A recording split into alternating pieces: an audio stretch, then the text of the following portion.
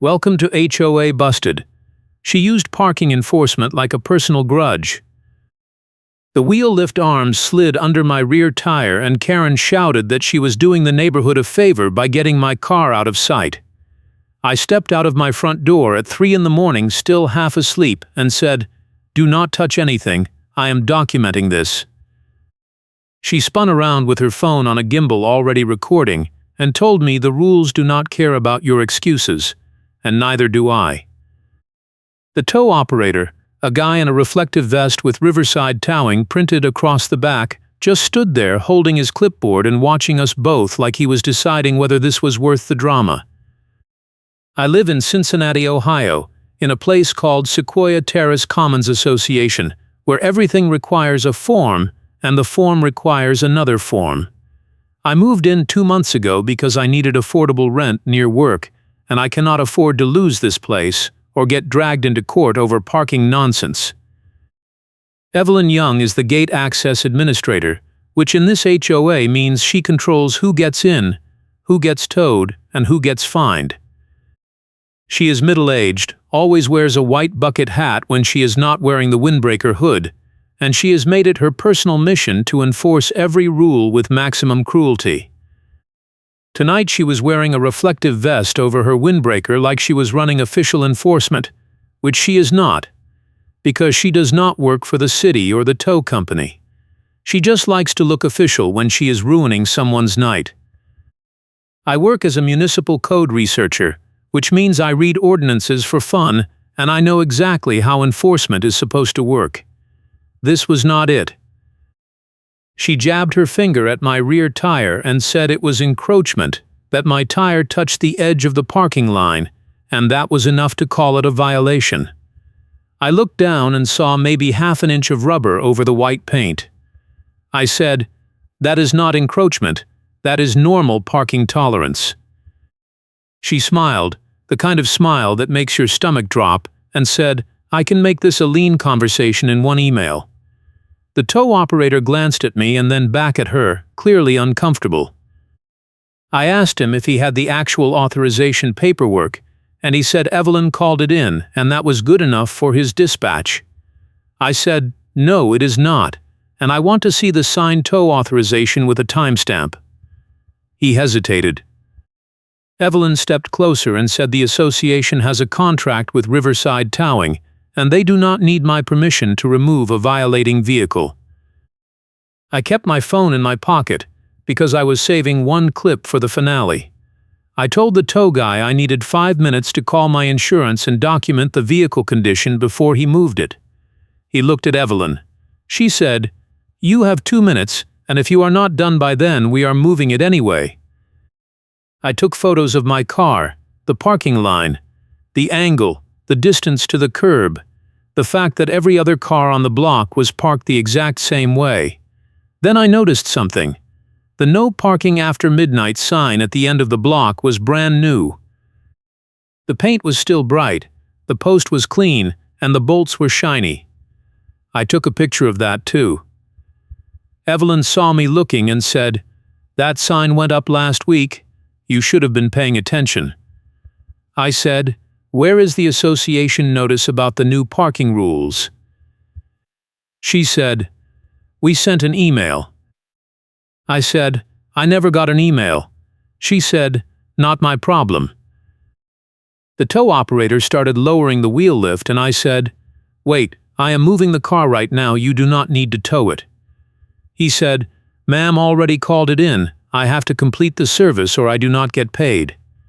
Evelyn crossed her arms and said, "The rules do not care about your excuses, and neither do I."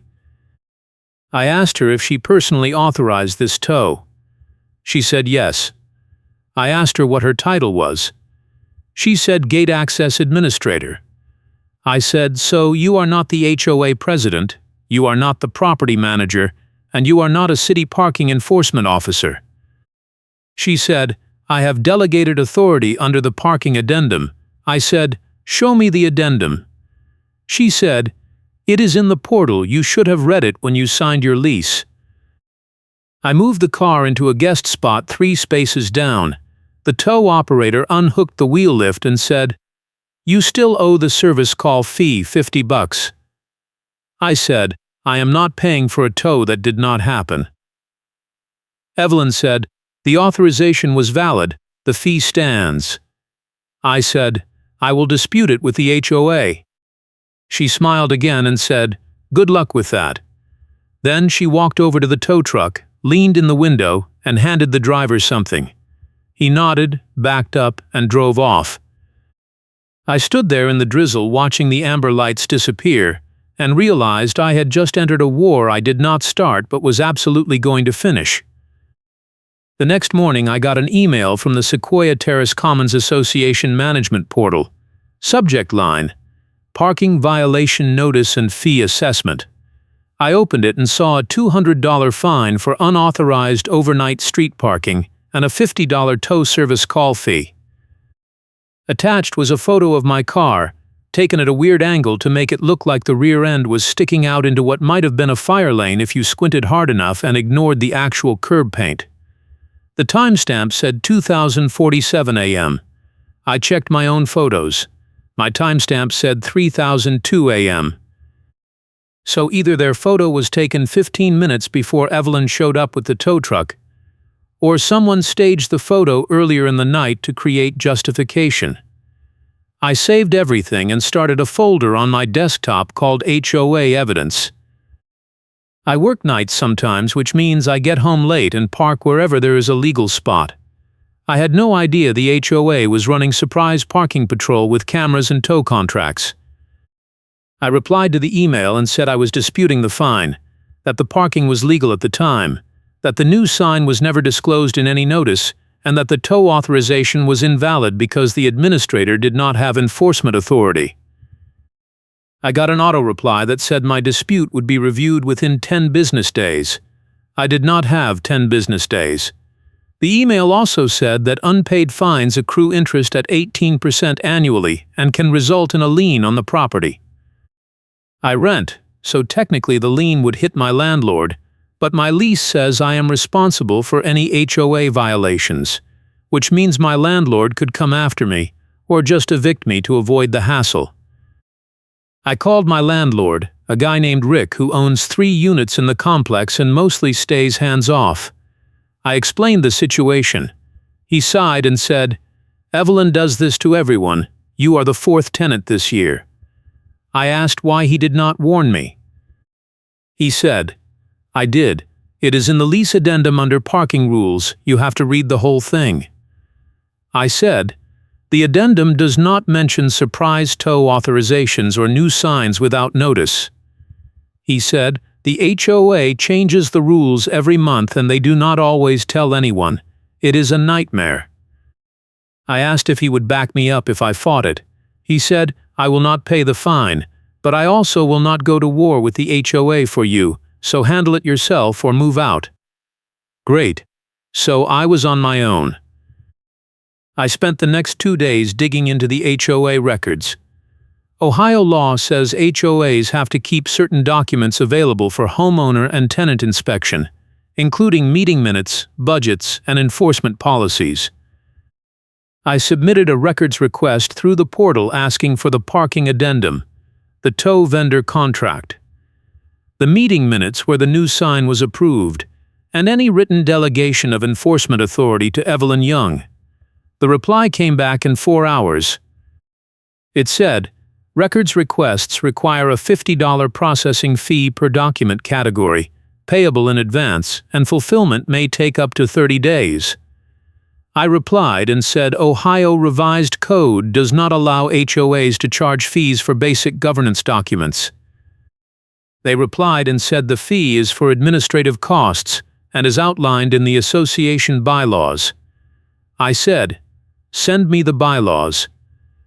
They said, that is another $50 processing fee. I was getting stonewalled, and I knew it. This was not about the money. This was about making it too expensive and too slow for anyone to challenge them. I kept my phone in my pocket, because I was saving one clip for the finale. I reached out to a contact I had from a previous code enforcement project, a local journalist named Ben Travers, who covers municipal government and neighborhood issues for a Cincinnati alt weekly. I explained the situation. He said, "That is a classic tow and hide scam. They contract with a predatory vendor, they authorize tows on flimsy grounds, and then they bury any proof that would exonerate you unless you pay bogus fees." He asked if I had documentation. I said yes. He said, "Keep everything, and if you can get proof they are hiding records or faking enforcement, I will run a story." 2 days later I got another email. Subject line, "Second notice and lien preparation." It said my account was now in arrears, that I owed $250 plus $18 in accrued interest, and that if I did not pay within 7 days the association would file a lien packet with the county. Attached was a bogus ledger with mystery line items: administrative review fee, $50, late payment penalty, $30, collections preparation fee, $20. None of those fees were in the original notice. I was being nickel and dimed into submission. I replied and said I was still disputing the original fine and that the new fees were not authorized by any disclosed policy. They replied and said the fees are outlined in the collections and enforcement policy, available upon request for a processing fee. I was done playing nice. I filed a complaint with the Ohio Department of Commerce, Division of Real Estate and Professional Licensing, alleging that the HOA was charging illegal fees, withholding required records, and allowing an unauthorized individual to order tows. I also filed a complaint with the Cincinnati Police non-emergency line about the fake fire lane photo, because staging enforcement photos is fraud. The police said they would send an officer to take a report if I wanted to file officially. I said yes. An officer showed up the next afternoon, looked at my photos, looked at the fire lane photo from the HOA and said, "Yeah, that angle makes it look worse than it is. But I cannot prove it is fake unless you have video or a witness." I said, "I have timestamps." He said, "Timestamps can be faked too, but I will write it up and you can use the report number if you go to court." The officer left and I sat down and started planning my next move. I needed proof that the new parking sign was never approved, proof that Evelyn did not have enforcement authority, and proof that the HOA was hiding documents to cover their tracks. I went back to the portal and submitted another records request, this time asking specifically for the board meeting minutes from the last 6 months, the signed tow vendor contract, and any written policy delegating parking enforcement authority to non-board members. I did not pay the fee. I included a copy of Ohio Revised Code Section 5D31 WEM-08, which says HOAs cannot charge unreasonable fees for governance documents, and I said if they continued to refuse I would escalate to the state regulator and file a civil action for injunctive relief. That got their attention. 3 days later I got a call from the HOA management company, a woman named Sandra who sounded like she had been doing this for 30 years and was very tired. She said, "We are willing to waive the records fees if you agree to drop the regulatory complaints and pay the outstanding balance in installments."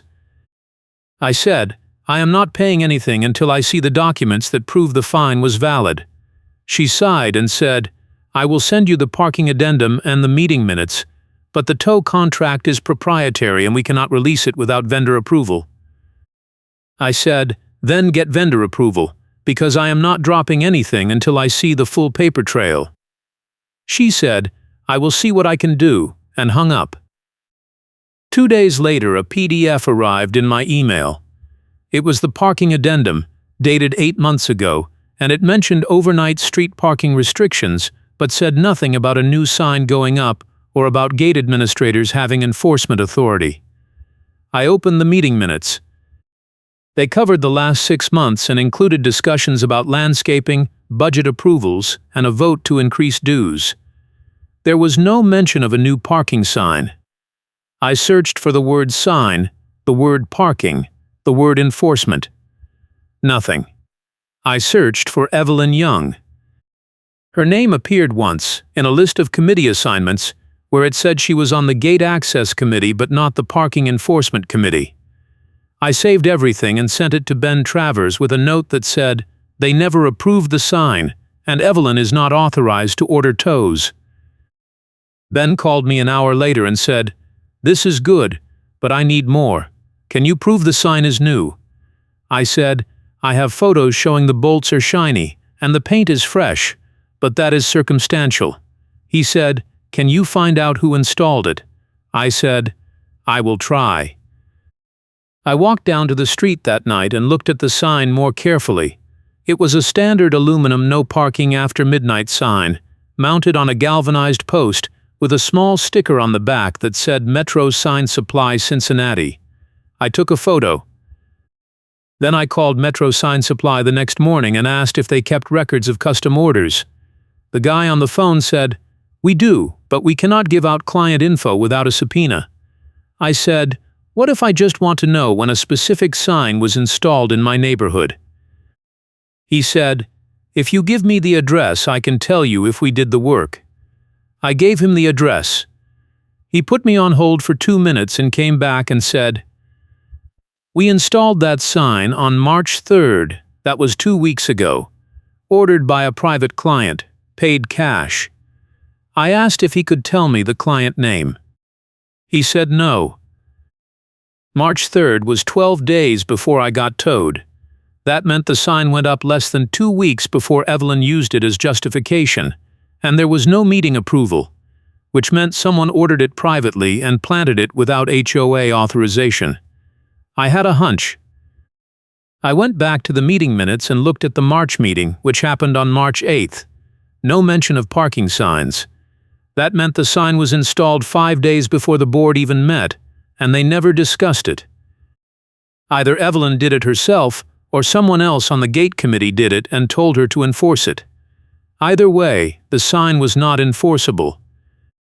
I typed up a summary of everything I had: the fake fire lane photo, the timeline mismatch, the missing meeting approval, the records request stonewalling, the bogus ledger fees, the sign installation date, and Evelyn's lack of enforcement authority.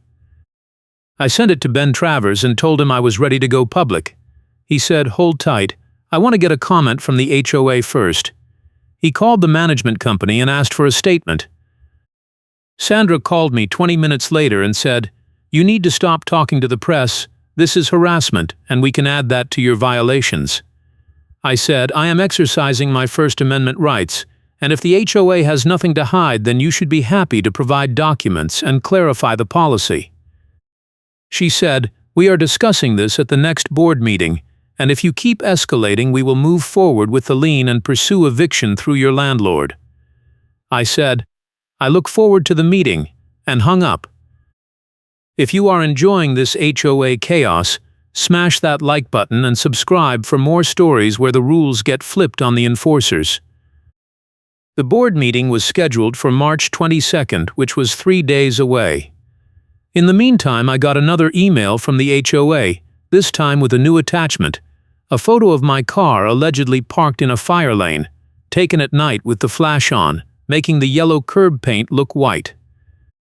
It was another staged photo, and the timestamp said 11:58 p.m. on March 4th, which was the night after the sign went up and a full week before I got towed. I realized they were building a fake case, taking photos on different nights at different angles to make it look like I was a repeat violator. I checked my own records. I was not even home on March 4th. I was visiting family in Columbus and did not get back until March 5th. I had a gas receipt from Columbus dated March 4th at 10:30 p.m., which meant I was 2 hours away when that photo was supposedly taken. Either they faked the timestamp, or they took a photo of someone else's car and cropped it to make it look like mine. I sent everything to Ben and told him the HOA was fabricating evidence. He said, "This is good, but I need you to confront them at the meeting and get their response on record." I said, "I will be there." The meeting was at 7 p.m. in the clubhouse, which is a small wood-paneled room with folding chairs and a folding table where the board sits. I showed up at 6:55 with a folder full of printed documents, my phone charged and ready to record, and a copy of Ohio Revised Code Section 53111.08 highlighted. Evelyn was already there, sitting in the front row wearing her white windbreaker and white bucket hat, her phone on the gimbal pointing at the board table. She saw me and smirked. The board president, a retired guy named Frank Dorsey, called the meeting to order and said we had a short agenda tonight, just budget approval and a parking enforcement update. I raised my hand. He said, "We will take homeowner comments after the agenda." I said, "I am here to dispute a parking fine, and I have evidence of fraud." The room went quiet. Evelyn stood up and said, "That is not on the agenda. You need to submit a dispute in writing." I said, "I did, and you ignored it, so I am bringing it to the board now." Frank looked uncomfortable and said, "We can hear you out, but keep it brief." I stood up and said, "On March 3rd, someone installed a new no parking after midnight sign on the street without board approval, as confirmed by the meeting minutes. On March 15th, I was towed based on that sign, and the gate access administrator, Evelyn Young, authorized the tow even though she does not have enforcement authority under the parking addendum. I was also assessed $250 in fines and fees based on staged photos that do not match the timestamps or the actual curb conditions.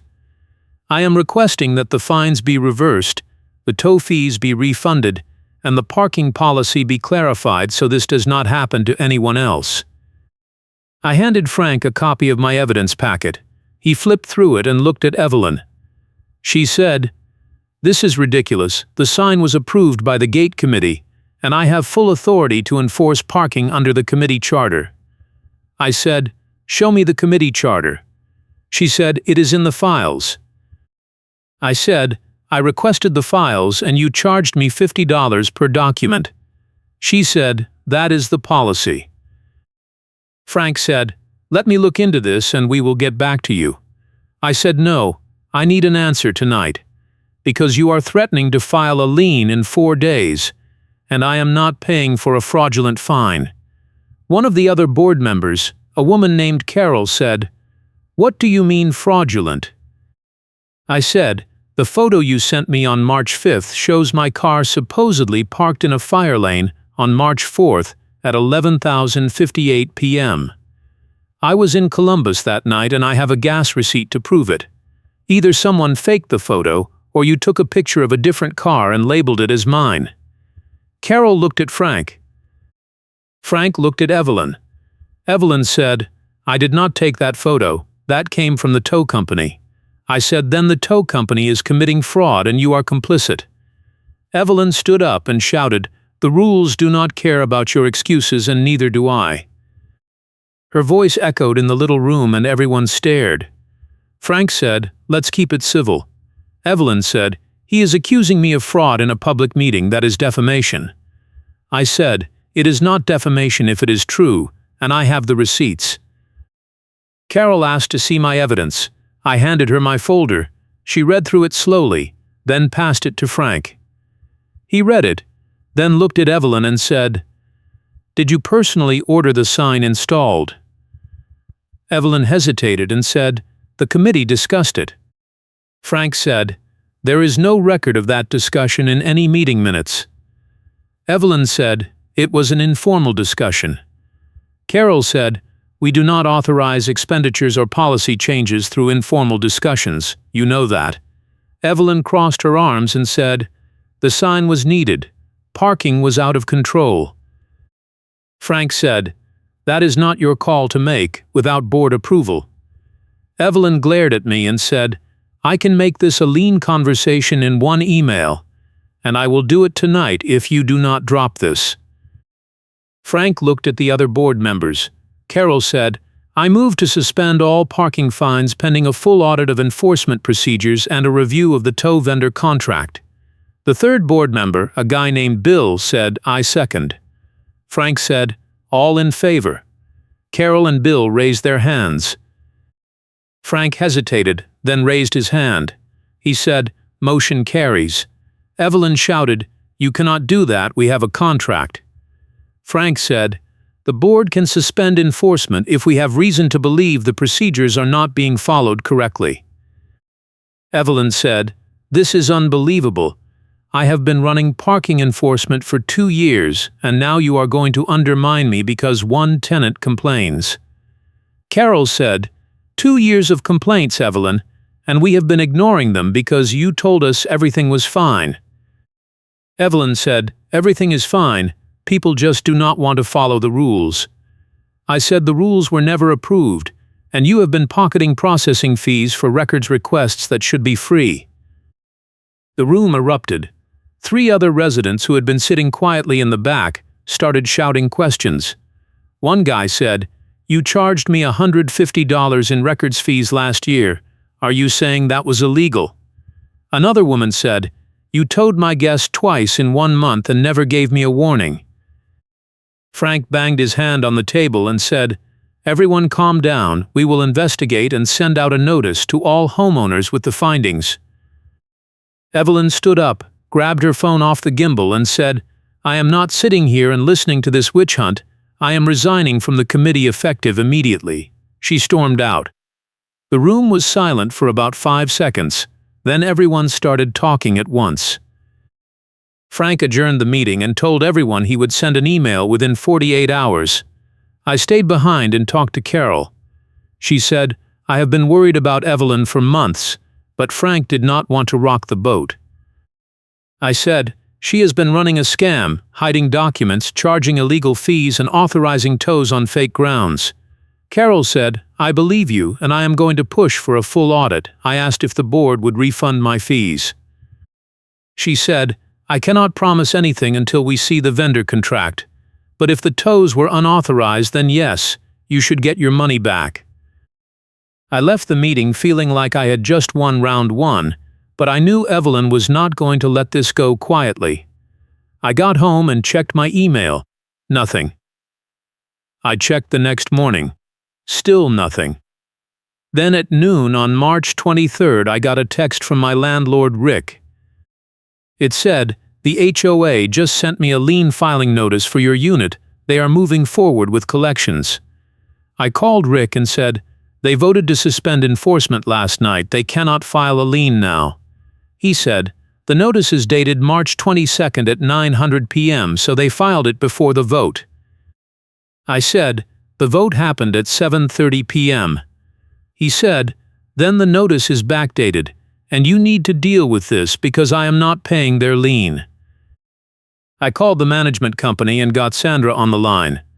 I said, "You filed a lien after the board voted to suspend enforcement." She said, "The lien was filed before the vote, the notice went out after." I said, "That is not how it works. You cannot file a lien without board approval and the board just suspended the fine." She said, "The fine was valid at the time of filing." I said, "The fine was fraudulent and you know it."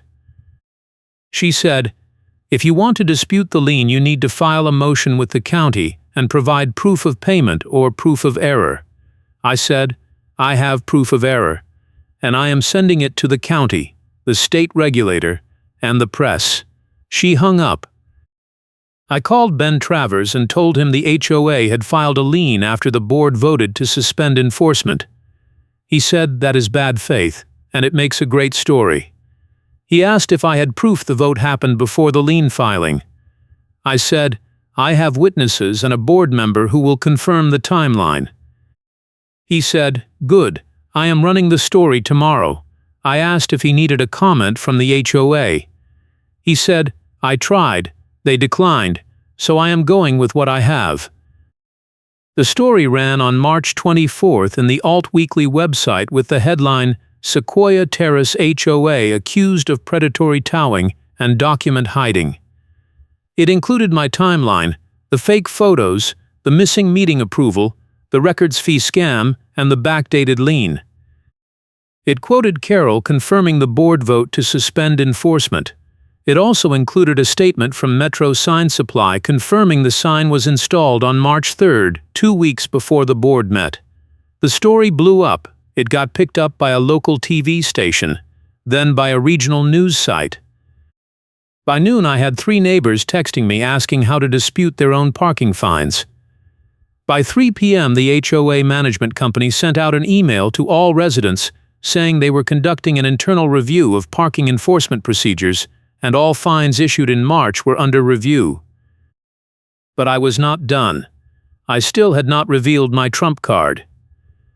The week before the tow, I had submitted a public records request to the City of Cincinnati asking for any permits or notifications filed by Sequoia Terrace Commons Association regarding new parking signage on our street.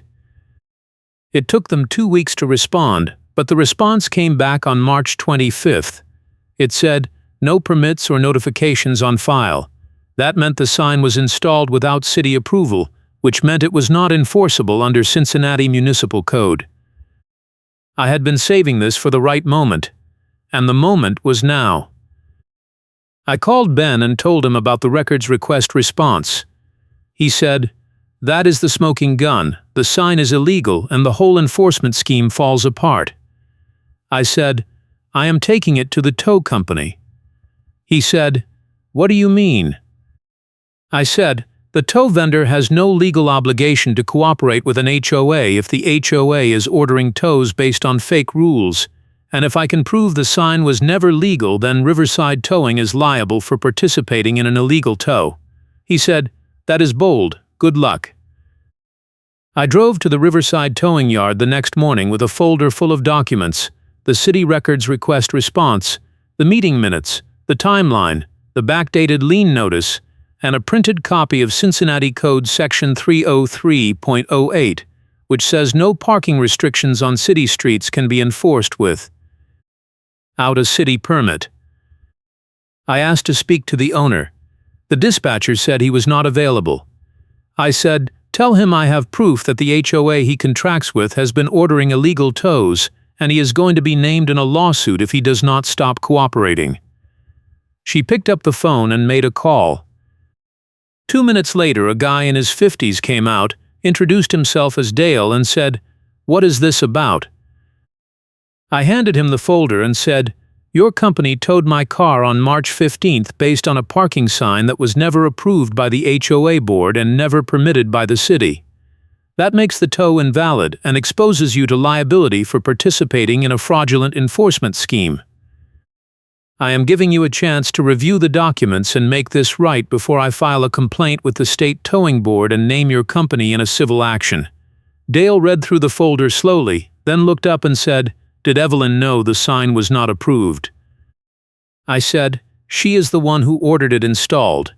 He said, "She told us she had full authority from the board." I said, "She lied, and I have proof."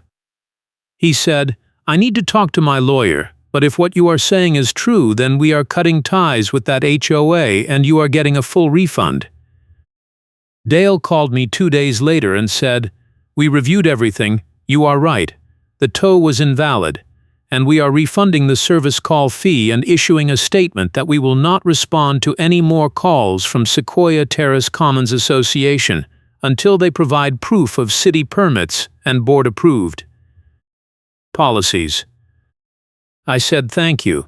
He said, "No thank you, because you just saved us from a bigger lawsuit down the road." I asked if he would put the statement in writing.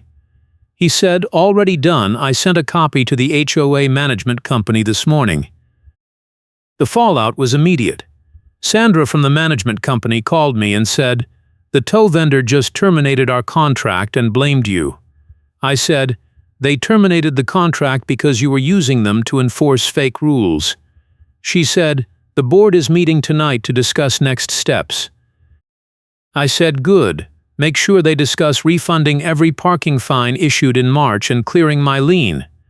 She said, "That is up to the board." I said, "If they do not, I am filing a lawsuit for abuse of process, fraud, and violation of Ohio HOA statutes, and I am naming the board, the management company, and Evelyn personally." She hung up. The board met on March 28th. I did not attend, but Carol texted me afterward and said, "We voted to refund all parking fines issued in March, clear the lien filings, and terminate the contract with the management company. We are also adopting a new policy that requires board approval for any new signage or enforcement actions, and we are removing Evelyn from all committees permanently. I asked if they were going to publicly acknowledge the fraud. She said, Frank is drafting a letter to all homeowners explaining that parking enforcement was conducted improperly and apologizing for the inconvenience. I said, that is not enough. I want a retraction of the lien filing and a written statement that my account is clear. She said, you will get both by the end of the week. On April 1st, I got an email from the new management company, a different firm that the board had hired to replace Sandra's company. The email said, your account has been reviewed and all fines and fees have been reversed. The lien filing has been withdrawn and your ledger is clear. We apologize for the inconvenience and have implemented new policies to prevent future issues. Attached was a letter signed by Frank Dorsey on behalf of the board, stating that parking enforcement procedures in March were not conducted in accordance with association bylaws or city regulations, and that all affected homeowners were being refunded. The letter also said that Evelyn Young had resigned from all HOA committees and was no longer involved in association governance. But the best part came a week later. I was walking to my car and I saw Evelyn standing by the gate with a clipboard, wearing her reflective vest and white bucket hat, trying to talk to a new resident about guest parking rules. The resident was ignoring her. Evelyn pulled out her phone to start recording, and the phone died mid-gesture. She froze, staring at the black screen, and for the first time since this whole mess started, I saw her look genuinely rattled. I walked past and said, the rules do not care about your excuses, and neither do I. She glared at me but said nothing. I kept walking, got in my car and drove off. A few days after that, the HOA held a special meeting to formally adopt the new parking enforcement policy. The policy required board approval for all new signage, city permits for any street parking restrictions, and a written appeals process for anyone disputing a fine. The policy also said that no individual committee member could authorize a tow without board consent and a signed authorization form. Carol moved to adopt the policy. Bill seconded. Frank called the vote, and it passed unanimously. Evelyn was not at the meeting. Ben Travers ran a follow-up story in early April with the headline, Sequoia Terrace HOA reverses predatory parking fines after towing vendor pulls contract.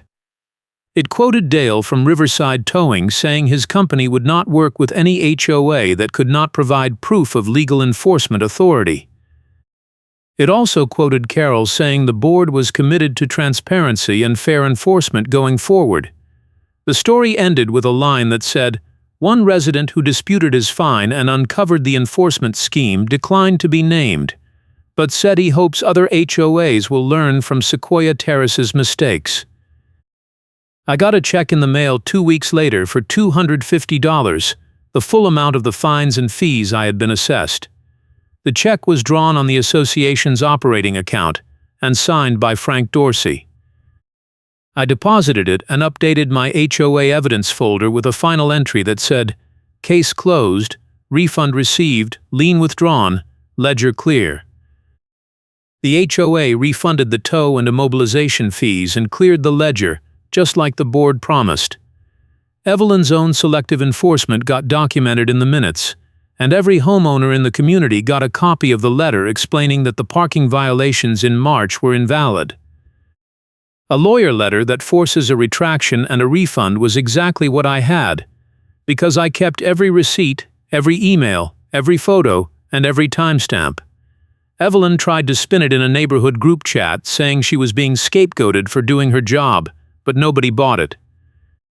3 people replied with screenshots of their own bogus fines and asked why she had never mentioned that the sign was not approved. She left the group chat, and I have not seen her at a meeting since.